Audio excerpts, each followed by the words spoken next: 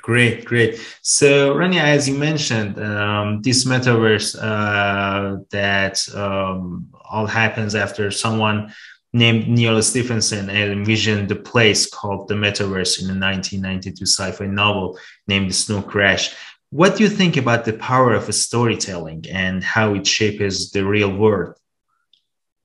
Yeah, I think it's really important to go back to like what is the history of things that create like these X verses. First of all, I think it's thousands of years old. You go back thousands of years and you have shamans and creative people and storytellers that go back thousands of years in different cultures and different religions who are describing amazing things and imaginative things and whole worlds. Like you go back to like ancient religions, they're describing massive worlds with all sorts of strange things going on that make no sense. And we started to put that down in paintings. We started to put that down in books and fiction as we got closer to the late 19th century and into the 20th century. So that the way you would imagine a world and write it would be like Tolkien would write, like The Hobbit and the Lord of the Rings trilogy, or Asimov or something. So they were entire worlds were put down, whole mythopias on paper and paintings, and then film came around, and it was another way to imagine the world. So I think of all of this as the next canvas or the next typewriter for what people have been doing for thousands of years.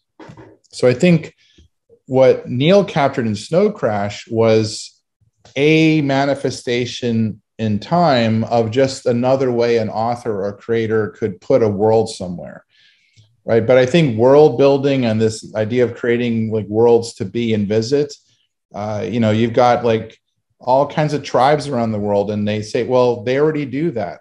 You can go to Tibet and talk to monks, and they say they already do visit through meditating all of these kind of worlds and places. They already have the built-in technology, in our mind. So I think what's interesting is that computing is just another way to tap into something that seems to already be in our brain. Storytelling seems fundamental, like neurologically fundamental. Maybe it's a survival thing or something else. Yeah. And I think what's really interesting is that the technology is not the most exciting thing. The most exciting thing is we're tapping into a storytelling engine in the brain that has been there for thousands, maybe tens of thousands of years, that's in all cultures, all religions, all have it. And now a creator who really has that wide Asimov, Tolkien-like imagination can go from book to painting to film to a new thing where that world can get much more realized. To me, that's super exciting.